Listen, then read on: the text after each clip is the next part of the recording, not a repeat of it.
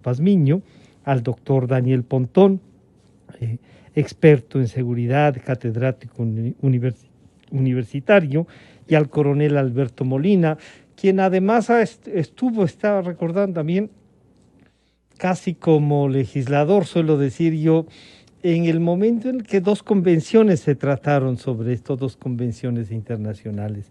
A los tres, muchas gracias por acompañarnos. Pero antes de, podríamos decir que la primera parte esta de tener una estrategia, eso significa asimilar de que hay un problema que se nos va de las manos individualmente. Así es que al saludar nuevamente a Mario Pazmiño, bienvenido Mario. Este es un problema que ya no puede ser exclusivamente del Ecuador, ni que tiene respuestas locales. Bienvenido, buenos días.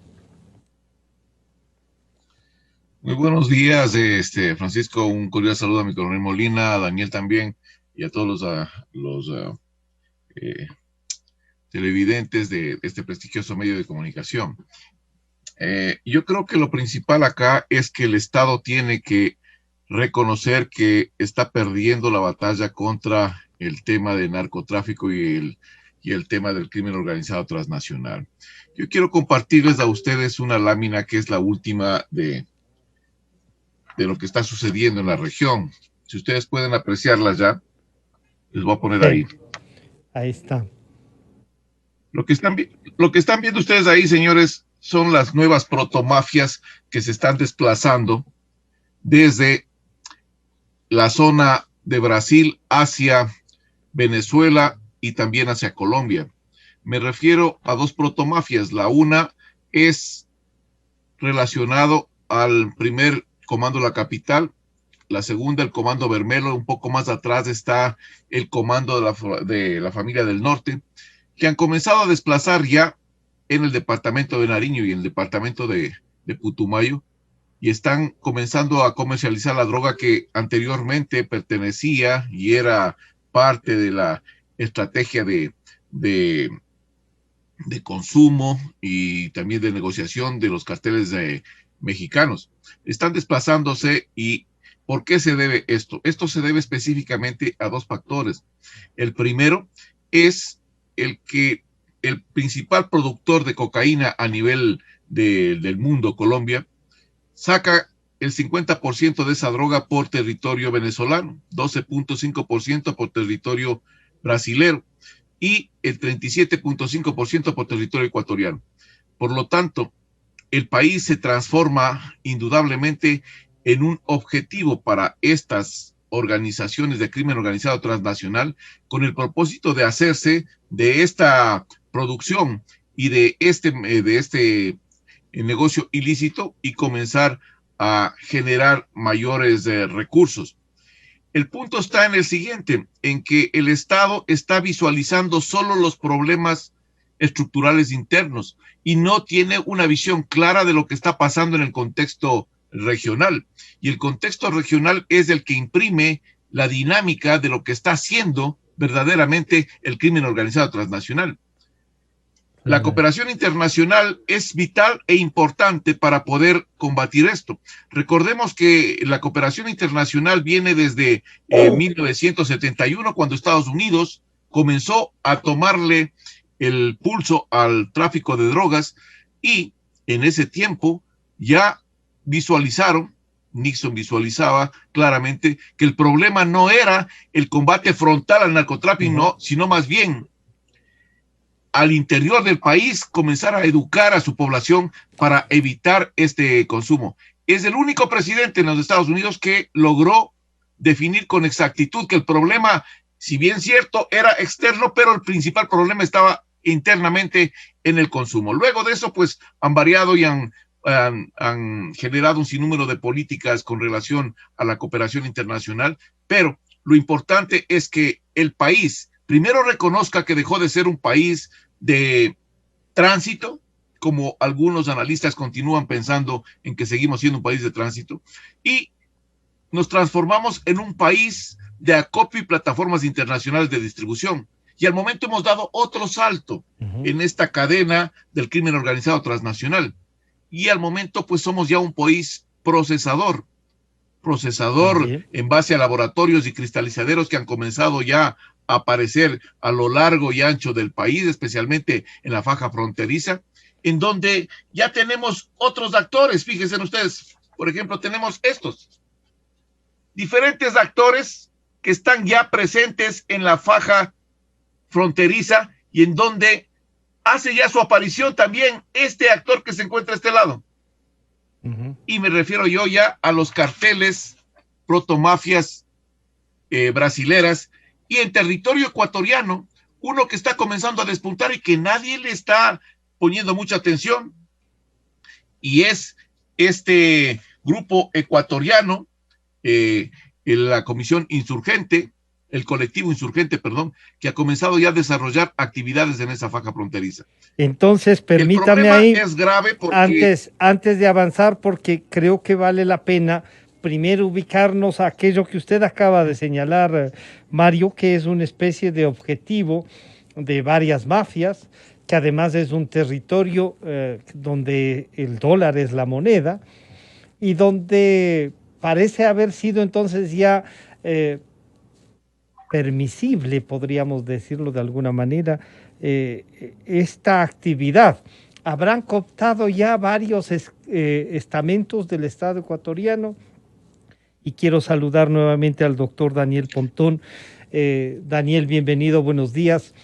Este panorama que lo que hace es, y decía el editorial del diario El Comercio, lo que hace es un poco ratificar que ya solos no podemos, pero la primera cosa que hay que hacer es eso, el reconocimiento de que esto se nos va de las manos.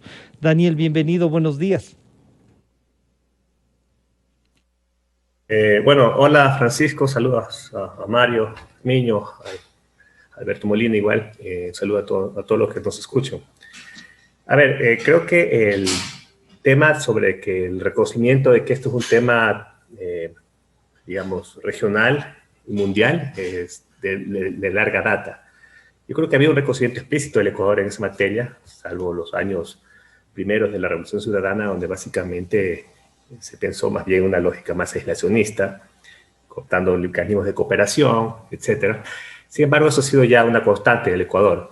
Lo que yo creo que habría que precisar es básicamente que en esa problemática regional, porque básicamente casi todos los países, de alguna u otra forma, tienen ese mismo discurso, no es solamente un tema solo del Ecuador, ni que nos estamos dando cuenta ahorita, digamos, descubriendo el agua tibia, para decirlo en términos más coloquiales, es que la situación del Ecuador en los últimos años se ha complejizado. Y en ese sentido creo que insistir en una estrategia regional implica esfuerzos superlativos, no solo en materia de reconocimiento en sí, sino también de una mayor capacidad de generar sinergias en cooperación. Que eso, la cooperación simplemente se traduce en términos concretos en, bueno, agendas diplomáticas comunes, pero básicamente en temas de comunidades de inteligencia, fortalecimiento de comunidades de inteligencia para básicamente el control del narcotráfico regional y cooperación, ¿no? En ese sentido, Ecuador creo que ha sido históricamente ha tenido un papel más bien pasivo en ese sentido. Si uno hace un análisis histórico de cómo Ecuador ha participado en la cooperación, sobre todo estadounidense, que ellos tienen cifras sobre cómo se han destinado esos recursos, la participación del Ecuador ha sido marginal. Y no creo que el trato que actualmente merezca el Ecuador respecto a la situación del narcotráfico debe ser la misma de los 90 o principios de los 2000.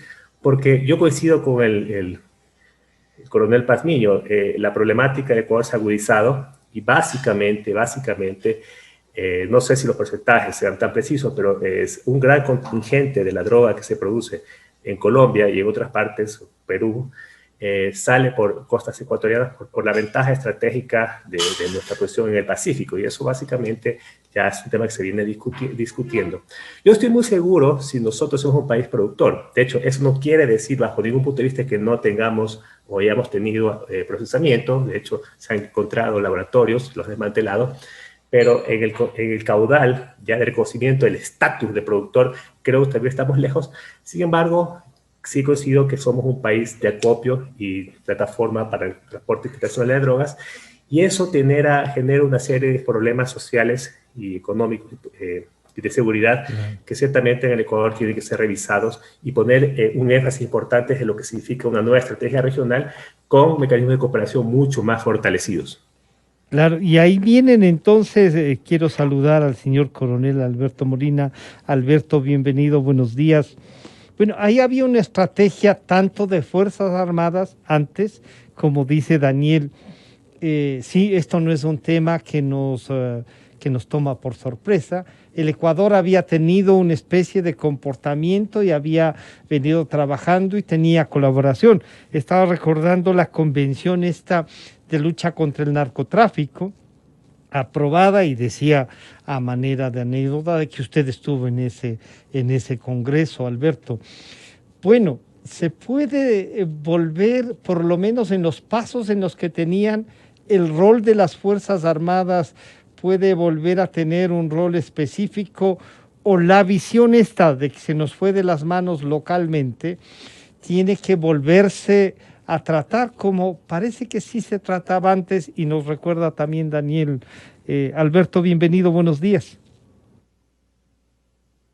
Buenos días, Francisco. Un cordial saludo a Mario, a Daniel Pontón y a esta audiencia, este importante medio. Justamente el día de ayer, y en grandes titulares, el editorial del diario El Comercio señalaba sobre una estrategia regional contra el narcotráfico, en base a una declaración del almirante Fernando Donoso, ministro de Defensa Nacional, que dice que hay que afianzar una estrategia regional. El título mayor dice: los estados deben cooperar con tecnología y recursos. Justamente esa es una de las falencias. Esto no es de ahora, es de larga data, como decía Daniel.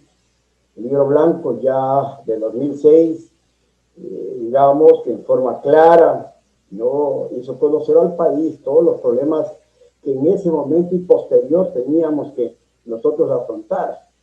Es verdad que es importante, digamos, estos convenios regionales, porque no solamente es del Ecuador. Ahora Brasil es, después de Estados Unidos, el país de mayor consumo en el mundo. Y allá al lado está un productor, Bolivia, Perú. Entonces estamos asediados, o mejor dicho, en el entorno del tráfico, distribución de droga. Ya conocemos de hace rato igual que el Ecuador dejó de ser país de tránsito para convertirse en una plataforma internacional de distribución de la droga. Asimismo, nuestras unidades militares que hacen con tanto sacrificio y con tanto riesgo los patrullajes han descubierto cristalizaderos, por ejemplo, ¿no? Pero claro, nunca encuentran a la gente que trabaja ahí, pues. Los narcotraficantes tienen la mejor inteligencia del mundo. Pero bien, aquí tengo unos datos, si bien es cierto, mire, cuando la demanda crece, obviamente la oferta igual, para satisfacer esa demanda también crece. Aquí tengo un dato, mire, de acuerdo a las Naciones Unidas, hace 2 años, tengo el dato, el consumo de marihuana es el mayor de 141 millones en el mundo de personas. Anfetaminas, 30 millones, números gruesos. Anfetaminas, 30 millones. Alucinógenos, 25 millones. Cocaína, 15 millones. Heroína, 8 millones. Y ahí vienen creciendo el consumo. No matemáticamente, sino geográficamente, la producción. Tengo el dato de 1997, eran 302 toneladas de droga que producía en Colombia. Ahora produce 1.500 toneladas. Y como bien señalaba Mario, por aquí pasa entre el 40 y 45%, ¿no? Por el corredor que viene de Nariño, Esmeraldas, Manabí, Guayas y todas las caletas, porque el 81% de captura de drogas se lo hace en el Océano Pacífico. Pero bien, convenios no han faltado, Pancho. El Ecuador en el año 96 justamente firmó la Carta del Convenio de Erradicación y Prohibición de Drogas con el gobierno de Estados Unidos, que dice el de reforzar, que digamos este convenio, la capacidad del gobierno del Ecuador para controlar y suprimir la producción, procesamiento, el tráfico, el transporte, la exportación y el consumo de sustancias ilícitas dentro y a través del Ecuador. controlar, digamos, seguimos brevemente, e investigar importación, el transporte, el desvío y el uso ilegal de precursores químicos controlados dentro del país, el controlar e investigar el uso de transferencias y lavado de dinero. El convenio dice ampliar y mejorar la capacidad del Centro de Inteligencia y Coordinación Conjunta con la Policía Nacional, desarrollar y operar un centro permanente de capacitación en drogas de la Policía Nacional, apoyar al Grupo Especial Móvil Antidrogas SEMA. Lo mismo el 17 de abril de 2001 en Cartagena de Indias, el Consejo Andino de Ministros de Relaciones Exteriores toma la decisión 505, que es el Plan Andino de Cooperación para la lucha contra las drogas ilícitas y delitos conexos. El 24 de septiembre de 2002, igualmente, un convenio de cooperación entre Ecuador y Estados Unidos, que tiene, ya dice, en base al año 2000, al firmado 2002 y su modificación 2006, se incluye la construcción de nuevas bases para la Policía Nacional, con el objeto de aumentar los controles en las carreteras, mejorar las instalaciones existentes, etcétera, etcétera. Las Fuerzas Armadas participarán, dice, dentro del alcance de sus responsabilidades de conformidad con el ordenamiento jurídico del Ecuador. Así mismo, este proyecto y ahí entonces, Alberto, permítame, pero claro, o sea que Daniel lo que nos decía con absoluta razón es, este es un trabajo de varios años que están ahí, que se ha ido internacionalizando, que a lo mejor entonces en la época de la Revolución Ciudadana, y estaba recordando las declaraciones del mayor Silva, Mario, que decía, oigan, sí, estos convenios estaban operando, estos acuerdos estaban operando, pero cuando nosotros comenzamos a golpear, el presidente me visibilizó en una sabatina. Ahí se destruyó todo este trabajo anterior. Mario, ¿cree usted que esto pasó? Yo creo que hay que hablar las cosas frontalmente y claras, sin tapujos ni sin tratar de distorsionar la historia del país. El gobierno de Rafael Correa tenía un acuerdo con las FARC, y ese acuerdo con las FARC, pues, indudablemente implicaba un sinnúmero de factores. Lo que usted acaba de mencionar de Manolo Silva es correcto. La forma de eliminar cualquier actividad de una organización de inteligencia es visibilizarlo, y esa forma, pues, lo pone en el escenario público y no pueden comenzar a ejecutar acciones. Pero recordemos una cosa importante para ver dónde ha estado la cooperación internacional y cómo esa cooperación internacional se ha distorsionado por una pésima administración gubernamental que fue penetrada desde un inicio por el crimen organizado transnacional. Me refiero yo específicamente al famoso Plan Ecuador, de la administración 2007 del expresidente Rafael Correa.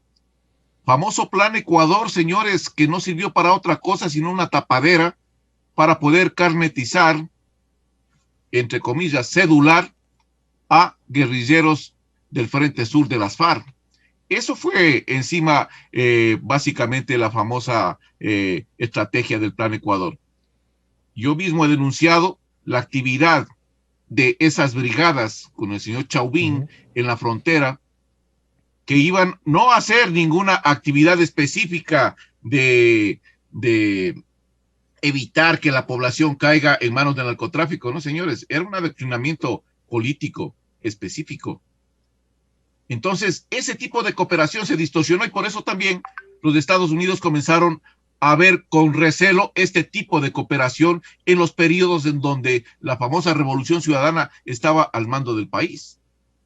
Por otro lado, quiero aclarar una situación que dijo Daniel y que quiero puntualizar nada más. Yo no estoy hablando de productores. El país no es un productor. Soy muy claro en eso. El país es procesador, que son cosas diferentes. Productor, donde están los cultivos, pero los cultivos, procesador, sí. El país tiene un cambio en ese sentido. Hay otra cosa interesante. aquí hemos visto nosotros que esta actividad del narcotráfico internacional, como ya se marcó acá, pues ese cambio de estatus del país a raíz del efecto globo ha comenzado a verdaderamente cambiar el escenario nacional. Y este cambio del escenario nacional indudablemente se da por la presencia de otras estructuras. Claro. Ya son supranacionales, ¿no? Que han comenzado, claro, que han comenzado ya a hacer su presencia.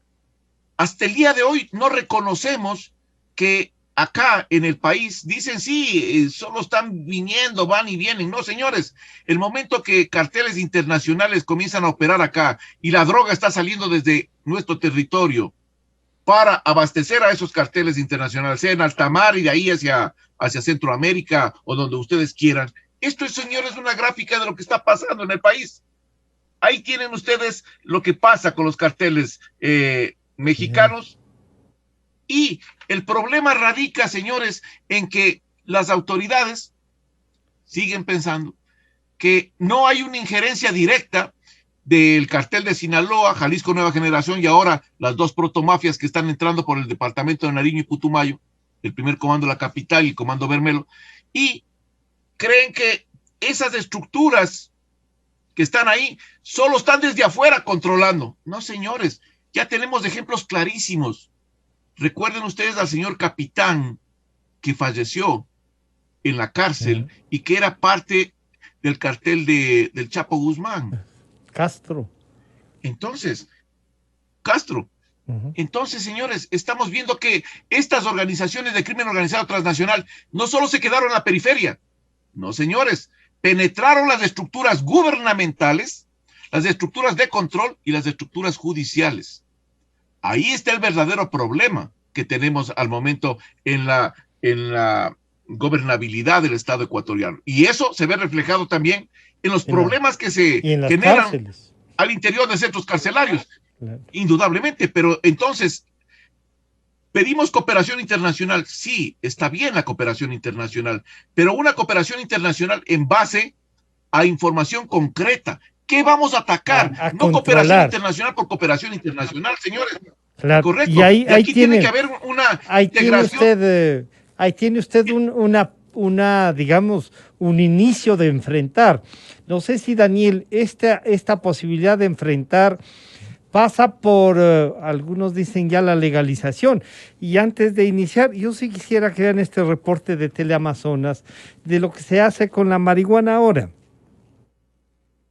El Ministerio de Agricultura y Ganadería emitió las regulaciones del cultivo de cannabis en octubre de 2020 y ahora Canandes es la primera empresa en contar con todas las licencias que permiten su producción y comercialización para el consumo medicinal. Estas licencias de cultivo no psicoactivo permiten la importación de semillas de cannabis, la propagación de semillas, el cultivo de cáñamo industrial, la extracción, los cruces genéticos y la comercialización. En Ecuador, este es un sector nuevo, pero según el presidente de Canandes, la producción en otros países de la región demuestra que esta industria será un gran generador de empleos. Los datos de Colombia hablan de 17 personas por hectárea, con lo cual por metro cuadrado agrícola será el empleador más importante de Ecuador. En tema de ingresos, los datos de Colombia nos pasan $500,000 de facturación por año. Añade que la producción de cannabis es de tipo no psicoactivo, debido a que el porcentaje permitido de THC es del 1%. Si es que es menos del 1%,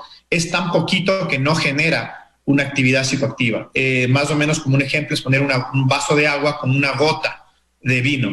Yo puedo tomarme litros y litros de esa agua con una gota de vino que nunca voy a tener un efecto de estar borracho. Según los expertos, existen más de 250 condiciones que el cannabis puede tratar. Entre esas se encuentran la fibromialgia, la diabetes, el dolor crónico, la enfermedad de Huntington, síndrome de Druvet. Y según Nina Tapia, la mejor manera de romper el estigma del uso de cannabis con fines medicinales será por medio de productos de uso externo. Entonces vamos a salir ya con una línea de cuidado corporal en un principio y más adelante seguiremos avanzando con comestibles y y medicamentos, ¿no? Agrega que el cannabis podría servir también para la creación de fibras textiles, plásticos y materiales de construcción. En Quito, Natalie Jiménez, 24 horas. Daniel, frente a lo que estamos analizando, ya hay esta noticia que resulta que se puede transformar en una industria. Pero lo que dice Mario, y nos ha recordado Alberto en virtud de los tratados y eso es, a ver señores, ya están aquí, han penetrado todos los sectores, político, judicial, en los estamentos locales, y hay cantones en donde ya mismo comienzan a elegirles representantes. Pero una cosa que adicionalmente ha dicho Mario, es que ya Colombia perdió, y así sostiene también el editorial del Comercio, perdió ese rol protagónico, ahora trabajan para los mexicanos y los mexicanos están haciendo oficina aquí, pero además ya nos vienen del Brasil. ¿Qué hacemos con estos mensajes cruzados, Daniel? A ver, yo a mí me gusta partir de un tema realista. La política de drogas, lo que usted plantea con respecto al tema de la legalización de la producción de la marihuana, sea para fines terapéuticos, pero ya se habla de una producción, inclusive una legalización de la producción de la marihuana, también, digamos, la que tiene el THC en otros países. Este es un tema interesante, es parte de la política de drogas, pero en materia de temas que nos concierte al problema sustancial de la seguridad, el narcotráfico tiene que ver con la cocaína, los cocaínicos, o sea, la hoja de coca, y eso todavía estamos bastante verdes en ese asunto. Es más, la legislación internacional es muy complicada en ese sentido y es muy restrictiva. Y sí, uno puede hablar de legalización de la marihuana, y la marihuana se ha legalizado básicamente porque es la mayor droga de consumo, pero también porque casi todos los países del mundo ya producen su propia marihuana, ¿no? Y hay una especie de autosustentación. No es así con el caso de la cocaína, por lo tanto, el debate de la legalización de drogas y el tema del narcotráfico son dos temas totalmente distintos bajo el punto de vista de cómo funciona, ¿sí? Y eso hay que plantearlo así. Yo creo que tendremos para rato, porque mientras no se plantee una legalización, ¿no?, de la cocaína, que sería básicamente de la hoja de coca, básicamente, que podría tener usos medicinales y fabulosos. La verdad es que la industria podría meterse en la investigación científica y puede descubrir maravillas, eso no lo niego, pero bajo el estatus actual es muy complicado, ¿sí? Pero ahora, en caso respecto al tema del narcotráfico, creo que el gran problema que tiene el país, básicamente, es, yo creo que es el amplísimo nivel de cultivos que tiene sobre la frontera. Ese es un problema realmente. Es un problema de seguridad nacional para el país. O sea, el Ecuador, a partir del año 2012, hay una proliferación de cultivos en Colombia en general, pero sobre todo en la zona fronteriza, y sobre todo en el departamento de Tumaco. Es un municipio de 3.000 kilómetros cuadrados, muy pequeñito, que básicamente, yo lo digo de una manera muy coloquial, ¿no?, es la República de la Cocaína, ¿no? Y eso es un problema enorme porque, lastimosamente, desde el punto de vista de la economía, ese flujo de drogas tiene que salir por algún lado. Y eso, en ese caso, el Ecuador tiene una frontera natural de salida a ese tipo de drogas. Ahí sigo yo sosteniendo, por más que Ecuador no sea un país productor, tampoco es un país de procesamiento. O sea, yo creo que sí ha habido laboratorios de procesamiento, pero no creo que no para las escalas, no puede competir con Colombia. Exacto, todavía, ¿no? ¿Ya? Exacto. Y ahí hay un problema que se llama la teoría de las ventajas comparativas. O sea, y eso es lo que nos protege de nuestra forma de no tener producción de coca, porque de otra forma en Colombia, los colombianos, porque este es un negocio entendido que producir cocaína en sus territorios mejor, son buenos haciendo eso, y la salida de la droga hacerlo por los territorios, tanto venezolano, ecuatoriano, etcétera, ¿no? Y ese sentido es como una especialización territorial, y eso de alguna otra forma se ha venido sosteniendo, pero obviamente eso es un problema de seguridad para el país, porque yo sí sostengo, ahorita hemos hablado de una serie de mafias que están operando internacionales, que no lo descarto, porque el crimen organizado es producto de la globalización, producto del intercambio también de flujos migratorios, y las tecnologías también permiten justamente contacto casi simultáneo con el mundo actual. Pero también nosotros tenemos una mafia interna, ¿no?, que es el tema de las cárceles. Las cárceles, yo lo sostengo y lo venía sosteniendo, que es un tema que ciertamente agudiza, y ya nosotros tenemos un cartel de drogas bastante potente que le da autonomía, ¿no? Y eso es algo que realmente debíamos tenerlo como punto de vista para entrar en una estrategia regional, porque yo creo que cualitativamente la situación del Ecuador en estas últimas décadas ha cambiado de una manera bastante dramática, y eso le da un peso importante al país en la estrategia de la cooperación regional, ¿no? Y eso se traduce en recursos, capacidades técnicas, etcétera, etcétera, ¿no?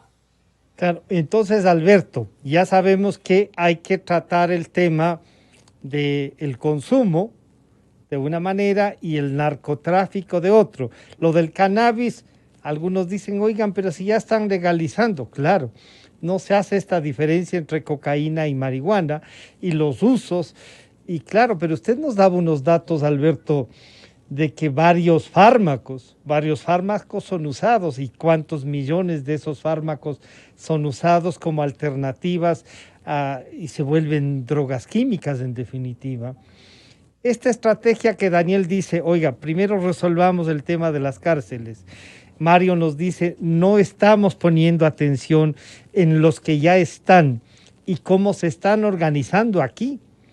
Y puede ser consecuencia de eso también los problemas que tenemos en las cárceles. ¿Cómo enfrentamos, Alberto, esto? Bueno, hemos hablado de pedir la cooperación internacional porque este problema rebasó hace rato la región y hablaba pues también del mundo, es verdad, porque aquí no solamente encontramos las carteles, como se ha hablado, mexicanos, también se ha encontrado representantes de estas mafias italianas, chinas, rusas, de algunos países del África.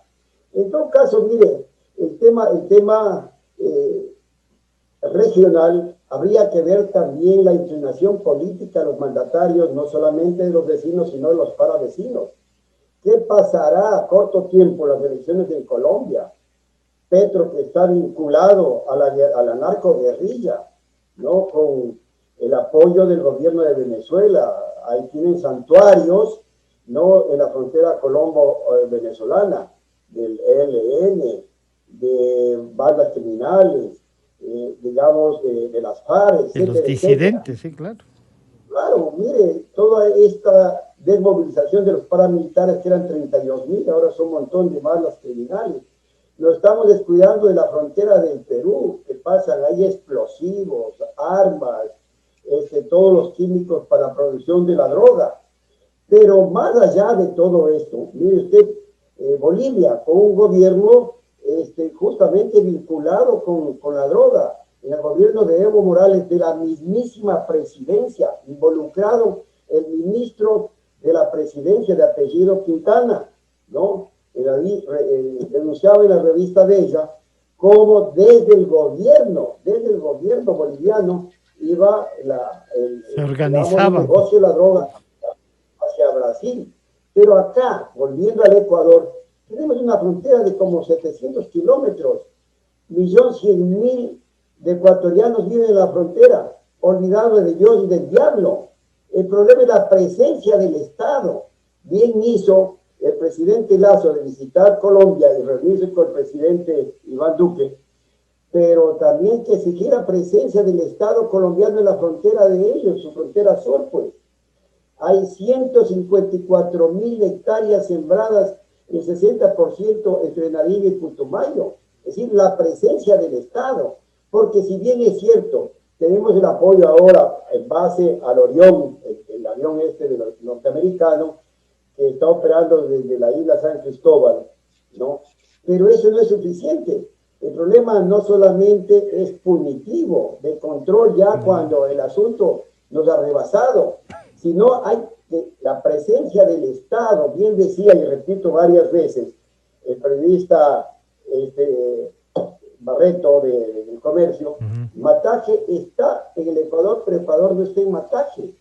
La frontera está abandonada, no hay carreteras, no hay servicios básicos, no hay escuelas, colegios, hospitales, no hay apoyo al campesino, de manera que ellos ¿a dónde van a trabajar? Ya sea en las plantaciones de hoja de coca, en el procesamiento, la minería ilegal y un largo etcétera. Mire, y no solamente hay que hablar del tema de la droga en sí, ¿no? Del tráfico, sino de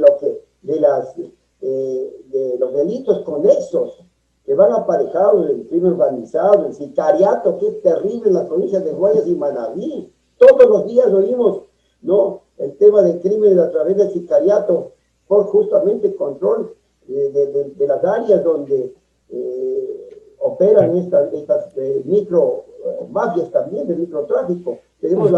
¿Usted creería que, como dice Mario, usted creería, Alberto, que estas ya son ramificaciones de estas otras mafias que ya instalados en el país comienzan, y lo que dice Daniel también, aquí ya hay una propia que está controlando? Pero es lógico, pues no, van especie de sucursales, no ya solamente monitorean. Si Chapo Guzmán hacía negocio con 52 países, puede imaginarse una transnacional, pues. Lo que pasa es que esta es una cadena y cada eslabón tiene su particularidad, pues. ¿Cómo es posible que al interior de aquí de la autoridad portuaria ya descubran, entre comillas, 2 toneladas de un container? ¿Cómo entró? ¿Cómo es él?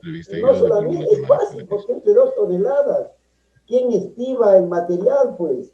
En fin, mire, es un problema que obviamente que es el SOS a nivel internacional que permite un mayor apoyo, y obviamente el control fronterizo de parte de los gobiernos es importante, no solamente de los vecinos, como le decía, sino también de los paravecinos. Claro. Entonces ahí les voy a pedir a los tres, entonces, Mario, un primer acercamiento. Esto tiene que ser enfrentado, si bien con cooperación internacional en virtud de los acuerdos, pero casi haciendo el mapa que usted nos ha señalado de cómo y dónde están, porque yo recuerdo en los años 90 un informe de por dónde circulaba la droga, de cuántos precursores químicos se importaban legalmente, y decía alguien, oigan, con esa cantidad de precursores químicos deberíamos pintar 2 veces al año todas las casas ecuatorianas, y eso era un negocio lícito, digamos, ¿no es cierto? A quién se vende, cómo se vende, no había problema. ¿Cómo entramos en esto? ¿Qué plan necesita internamente para que lo internacional, lo regional, Mario, pueda tener efectividad? ¿Cuáles son los primeros pasos? Los primeros pasos, y lo que nosotros presentamos un informe al presidente de la República de parte del Observatorio de la Política de Seguridad Integral del Estado y también al ministro de Defensa, un informe político estratégico. Ahí se dice claramente que hay algunas alternativas. Dentro de la principal, en el área de frontera norte, era indudablemente reactivar la Fuerza de Tarea Conjunta de Esmeraldas, que cumplió un buen papel en ese tiempo. Segundo, lo que se llama el programa de fronteras vivas, porque lo que decía mi coronel Molina, ese abandono de la frontera lo único que hace, lo vuelve más permeable. Hacia el interior, políticas públicas que vayan orientadas a satisfacer verdaderamente las necesidades de la población. Eso es vital. El problema que tenemos al momento es que las políticas públicas no están integradas, no están esbonadas entre las políticas gubernamentales, las políticas sectoriales y, peor, las políticas institucionales. Cada uno ejecuta acciones por cada lado. Entonces, creo que eso es prioritario. Hay que necesariamente hacer una reforma total del sistema de inteligencia, pero con una visión de país, no una visión política, si no se equivocan. Hay que hacer una reingeniería también en el sistema judicial, que es prioritario, una reforma y una reingeniería total en el sistema carcelario, porque todos estos problemas están ahí y todos estos están vinculados directa o indirectamente con el crimen organizado transnacional y el narcotráfico. Pero hay una cosa que no estamos viendo y no quiero desaprovechar la oportunidad de esta entrevista para marcarla. No solo es el narcotráfico, distinguidos amigos. Hay otras amenazas que están también en el contexto nacional. El narcotráfico está comenzando a decaer y está comenzando a subir otras 2 amenazas que son regionales y que también están en nuestro país. El una es la minería informal. Solo comparen ustedes, 1 kilo de cocaína en el país, en nuestro país, cuesta $3,000. Una onza de oro no procesado cuesta 1,800 euros. Una onza. Este nuevo sistema, me refiero yo a la minería informal, es la que ha comenzado a tomar mayor preponderancia en el contexto regional. Ese es un tema. El otro tema que me parece importante es la trata de personas, que tampoco le damos mucha importancia. La trata de órganos, el tráfico de órganos. Son procesos delictivos que están comenzando a generar una competencia en el nivel en el cual el crimen organizado y el narcotráfico estaban punteando.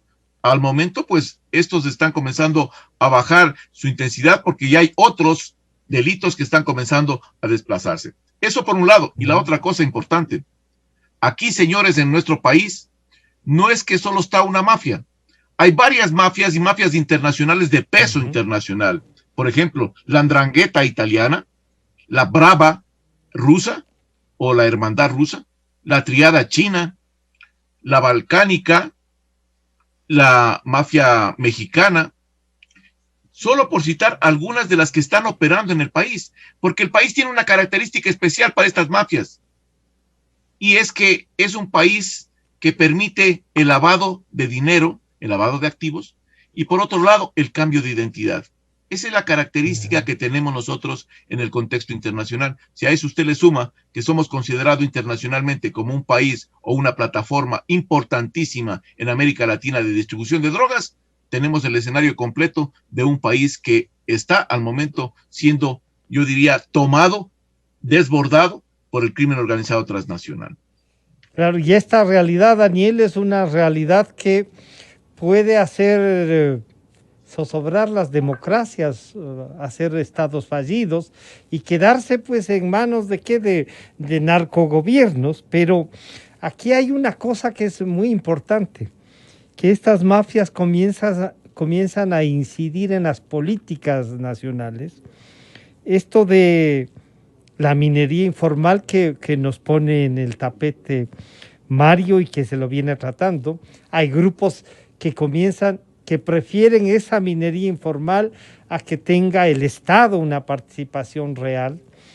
El tráfico de personas, y para eso el tema venezolano tiene un peso específico, pero además otro, claro, uno dice el tráfico de órganos, ya comenzamos a observar cosas que antes parecían de película, Daniel. La seguridad y la delincuencia organizada nos están ganando la partida, Daniel. Yo creo que el Ecuador tiene que pensar en una estrategia de largo plazo, pero en función de objetivos bastante concretos y realistas. Es muy complicado poder de la noche a la mañana exterminar estos problemas como el narcotráfico en general, partiendo que el narcotráfico, sobre todo el narcotráfico de cocaína, es una plataforma financiera para proliferación de otros negocios criminales, y eso justamente ahí está la peligrosidad. A ver, yo en términos más de interés nacional, yo creo que Ecuador debe pensar en un segundo efecto globo. El gran problema es que el primer efecto globo que tuvimos en Colombia nos afectó de una manera muy fuerte, pero bajo ese nivel de concentración de cultivos que tenemos en la frontera va a ser muy complicado que cualquier esfuerzo que haga el país por mitigar este tipo de política sea fructífero. Y ahí no sé cómo hacerle, pero de otra forma que se debe generar ese desplazamiento de cultivos a otro lado, o sea, más allá de que le tiremos el muerto a otro país, sí, claro. Pero desde la lógica de interés nacional, eso es un tema que nosotros como país lo debemos promover. Perdón, Daniel, pero han vuelto a proponer el tema de fumigar, y eso ya sabemos lo que causa, ¿no? A ver, yo no descarto, o sea, sinceramente esto es un tema que usted sabe que políticamente se hace muy, muy complejo, pero yo creo que actualmente hay la tecnología para hacer fumigaciones mucho más precisas, ¿sí? O sea, no podemos pensar que puede ser los niveles de fumigación de los años 2000, podríamos hacer, se hablaba de drones, bueno, hay mecanismos, ¿no? Y sí, otro tipo de químicos que sean impacto menos ambiental, porque también la lógica sería, bueno, yo no afecto a poblaciones en temas de salud, temas ambientales, pero claro, me estoy comprando un problema de seguridad, que también implica muertos, problemas de seguridad, etcétera, etcétera. Entonces hay que tener un balance racional en eso, y eso es básicamente política de Estado frente a eso, ¿no? Ahora, el tema de la minería es cierto, hay otras ramas del crimen organizado, y concuerdo con Mario que el narcotráfico ha decaído, sobre todo en el nivel de demanda, Estados Unidos, básicamente, pero por eso es que se muta, ¿no? La minería ilegal tiene efectos complejos, porque también tiene impactos ambientales muy, muy severos. Sin embargo, yo creo que ahí el Estado tiene mecanismos de regulación mucho más autónomos, que le permiten controlar ese problema a largo plazo. No quiere decir que lo va a acabar, pero lo podemos controlar con políticas públicas más inteligentes y con un poco más de autonomía. El problema del narcotráfico es que las políticas nuestras dependen también de lo que hagan otros países. Claro. Y ahí está la problemática. ¿Sí? Exacto, por eso sale la estrategia regional. Pero yo sí creería que, por ejemplo, el caso concreto del Ecuador, un segundo efecto globo es necesario. Yo creo que ese sería un gran objetivo de la política de seguridad del Estado hacia el exterior, ¿no? Bueno, claro, entonces ahí, Alberto, estos dos objetivos, y Mario dice, nosotros responsablemente hemos entregado tanto al presidente como al ministro de Defensa esta visión y esto que se ha discutido. Debemos entonces iniciar por repotenciar esta lucha y tomar en cuenta, como digo, ya con la minería tomarán otros actores políticos también en acción y esto distrae la política que debería ser algo de compromiso nacional, Alberto. Es que mire, ahí sí vale recordar la sentencia bíblica, ayúdate que te ayudaré. Si bien es cierto que estamos pidiendo internacionalmente que se afiancen las estrategias regionales, pero al interior, mire, no solamente hay que darle a una fuerza la misión, sino los medios adecuados, y eso es lo que no disponemos, ¿verdad? Vea usted, veíamos a Huacho, ese tristemente célebre Huacho, con armas más modernas que los propios soldados, muchísimos más modernos. Vea el enfrentamiento en México para rescatarle al hijo del Chapo, un armamento muchísimo más sofisticado que las Fuerzas Armadas, pues.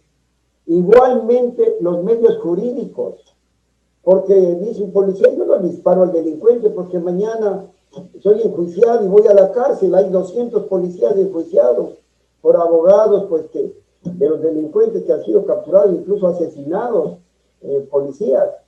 En la legislatura duerme el sueño de los justos la ley de seguridad del Estado, donde está la ley de inteligencia, defensa nacional, seguridad interna y control público. Más de 2 años. Hay que dar los instrumentos legales, si no es imposible. Este momento las Fuerzas Armadas solamente pueden ser utilizadas en estado de excepción como está en la Constitución. Lo mismo el tema, mire, ya sabemos que hay el control aéreo desde Nariño, Esmeraldas, y la cantidad, conocemos, de pistas clandestinas. Claro, sí, sí. La Dirección General de Aviación Civil está en manos del Ministerio de Obras Públicas. Y los escándalos que ha habido, el cura Tuárez vendía la dirección en 4 millones, o sea, tenía un negocio, ¿no? Y además un director estuvo involucrado en tráfico de drogas, sí, sí, y fueron capturados en una compañía aérea que eran los parientes de él. Entonces, mire usted, antes estaba en manos de la Fuerza Aérea, no, la DAT, ahora está en manos, yo no sé de quién. Entonces es importante también poner la casa. El que haya pagado los 4 millones al padre Tuárez. No, pero mire usted, claro, pero ahí ya viene con bendiciones. Claro. Pero bien, el tema es del interior. Nosotros tenemos que poner la casa en orden. El tema de las fronteras es vital, la presencia del Estado, ¿no? Es vital. Obviamente el control en toda esta los eslabones que llevamos de esta cadena, en cada uno tiene sus especificaciones, pues, y sus aliados. El tema del interior de las cárceles, ¿cómo es posible que en una requisa encuentren fusiles, pistolas, 1.200... Una fábrica de municiones y de pistolas, ¿sí? 150 armas blancas, 8 revólveres, 150 celulares. ¿Cómo es posible? ¿Cómo entra? O sea, no es cuestión de tampoco muy adivino, muy técnico para saber que están enconchavados y tienen los cómplices ahí, digamos, dentro y fuera de las cárceles. De verdad que, miren, esta es una tarea. Y también esta es una tarea, se ve que es de compromiso de todos. La academia, las Fuerzas Armadas, los observatorios. Y yo creo que sí, que el diálogo con ustedes nos permite visualizar pero lo que aspiramos es que además de visualizar lo que nos está pasando, nos lleve a políticas públicas y de compromisos con todos. Ahí la academia y la opinión pública, que por suerte ustedes la facilitan, tiene un peso específico. Yo les quiero agradecer por este diálogo de esta mañana, tanto al coronel Mario Pazmiño, al doctor Daniel Pontón y al coronel Alberto Molina. Así es que la academia y la opinión cuentan en este caso. Daniel, gracias. Alberto, muchas gracias. Y Mario, muchísimas gracias. Nos estaremos encontrando. Gracias. Buenos días. Gracias, Francisco. Saludos a todos. Hasta luego, que pasen bien. Han estado con nosotros el coronel Mario Pazmiño, el doctor Daniel Pontón y el coronel Alberto Molina. Bueno, esto es un reto, ¿no? Esto es un reto que tiene varias aristas y que si no nos ponemos todos a trabajar, esto puede fracasar o hacer fracasar a todo lo poco que hay en el país, ¿no? Con esto estamos terminando el día de hoy. Nos encontramos mañana, ya martes 22 de junio. Hasta mañana entonces.